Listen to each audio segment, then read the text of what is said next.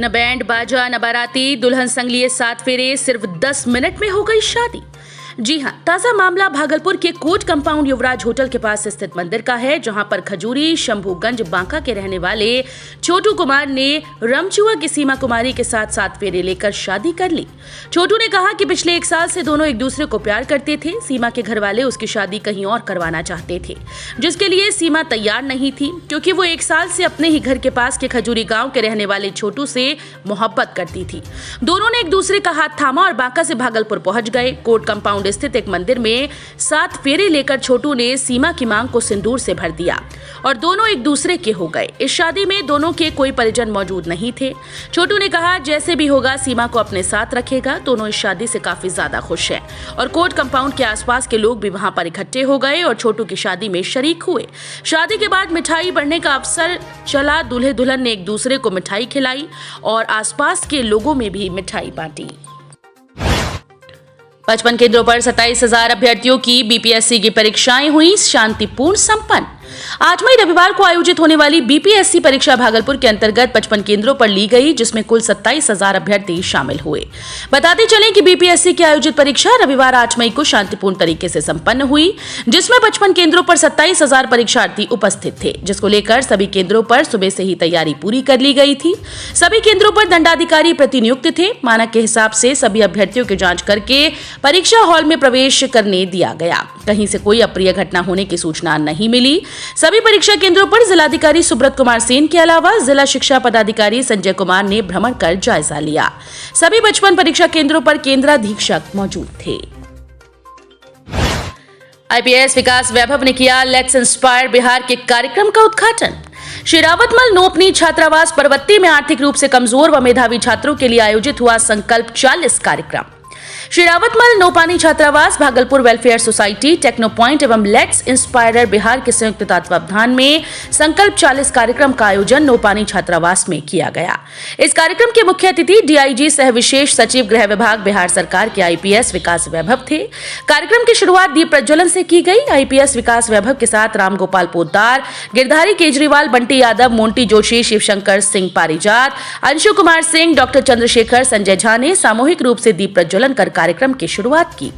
वहीं कार्यक्रम के दौरान मीडिया से बात करते हुए विकास वैभव ने कहा कि समाज तब आगे बढ़ता है जब सक्षम लोग गरीबों की मदद करते हैं। उसी सिलसिले में टेक्नो मिशन ने 40 बच्चों की पढ़ाई की जिम्मेदारी ली, जिसमें 15 बच्चे का नामांकन हो चुका है। टेक्नो मिशन के अंशु सिंह आईआईटी जेईई की तैयारी मुफ्त में कराएगी। आर्थिक रूप से कमजोर व मेधावी छात्रों के लिए आईआईटी जेईई की निःशुल्क कोचिंग, आवास एवं भोजन की भी व्यवस्था कई संस्थानों ने अपने जिम्मे ली है। कार्यक्रम के निदेशक अंशु सिंह, महासचिव गिरधारी केजरीवाल और अध्यक्ष रामगोपाल पोद्दार के अलावा प्रोफेसर बिहारी लाल चौधरी, शिव कुमार, संजय कुमार झा, आशीष कुमार और रोहित बाजोरिया के अलावा सैकड़ों युवा मौजूद थे। रेफरल अस्पताल में कमीशनखोरी ऑडियो वायरल होने पर जांच टीम पहुंची। एसीएमओ ने कहा विभागीय कार्यवाही की जाएगी।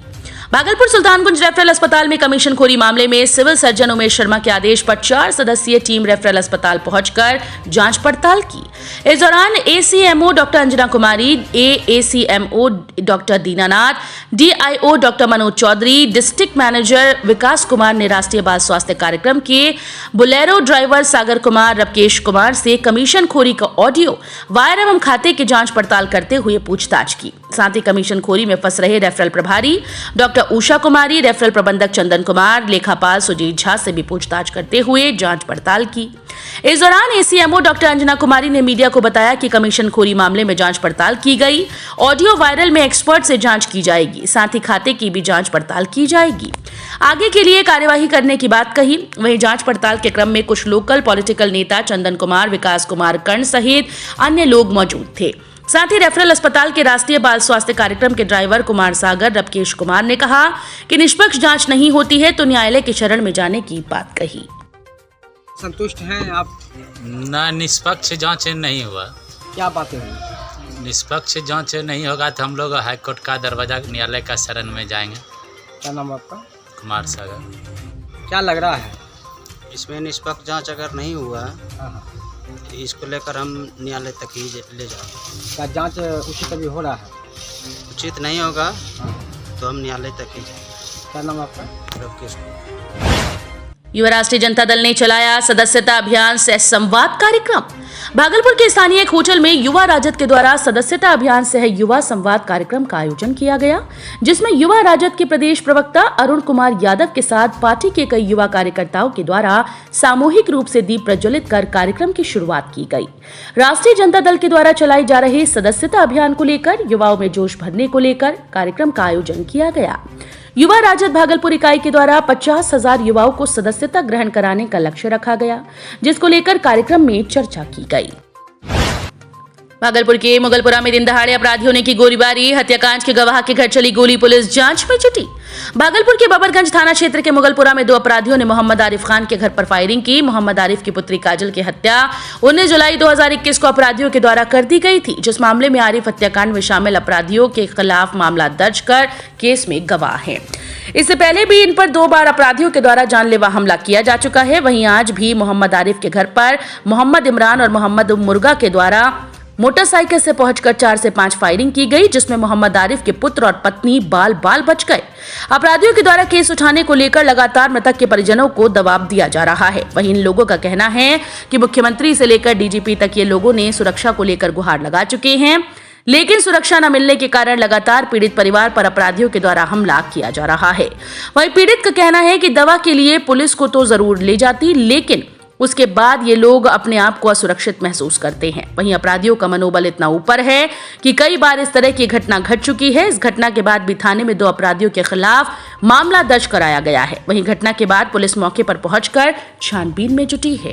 घटना आज क्या हुआ था? घटना हम ऊपर छत पर गए थे कपड़ा पसारने के लिए और 2 आदमी आया बाइक से, कस्सू और मुर्गा दोनों मिल करके गाड़ी रोक करके मेरे दरवाजा के सामने और ऊपर छत के तरफ निशाना बैठा के गोली चलाने लग गया।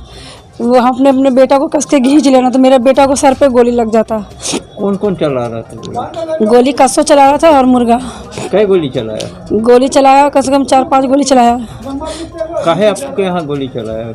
बार बार धमकी आता है केस उठाने के लिए मेरे पति को कि केस हटाओ, केस उठाओ।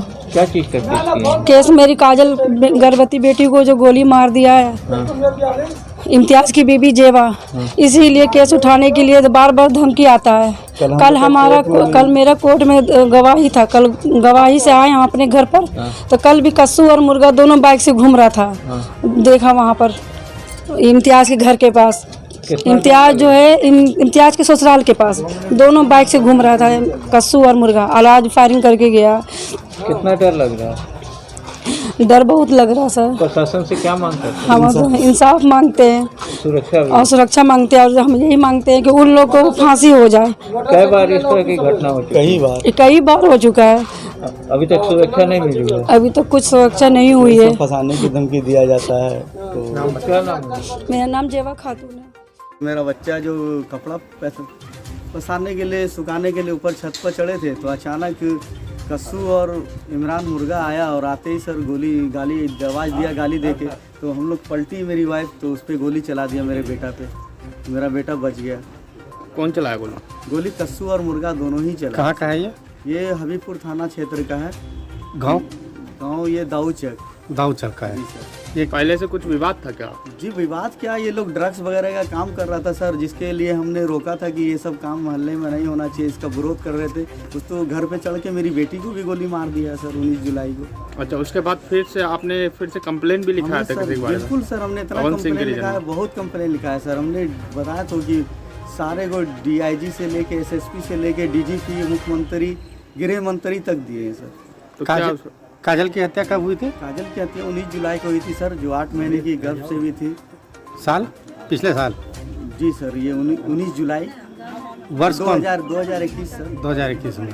उस घटना में आप किसको आरोपी बनाए थे? सर उस घटना में इंतजार है, जेवा है, रहमत कुरैशी है और बादशाह है। तो ये लोग तो जेल में है, लेकिन उसका मोस्ट जो सरगना उसका चलाने वाला टिंकू मियाँ सर वो फरार है, और वही हमें रात दिन दवाई बनाता रहता है। उसी के ही ये जो कस्सू है, ये टिंकू मियाँ का बंदोई है, एजार का बंदोई है। ये लोग मारने का प्रयास? जी सर, ये लोग कल कोर्ट में भी मार देता सर, अगर सुरक्षा नहीं होती तो। इससे पहले कितना बार हुआ है आपके साथ घटना? सर इसके पहले तो घटना बहुत होता ही रहा सर, हमने हमेशा आवेदन देते ही रहे हैं सर। आवेदन का थाने में आकर दिए थे? जी बिल्कुल सर, हमने थाने में भी दिया। हम तो अब इतना हो गया कि अगर ये अब हमारी सुनवाई नहीं होगी ना सर, तो हम बाल बच्चे के साथ मिल के और हाथ बस सुसाइड कर लेंगे सर। अब दुश्मन मारे सर, इससे अच्छा कि खुद ही मर जाए। आपका क्या नाम हुआ? सर मेरा नाम मोहम्मद आरिफ खान है।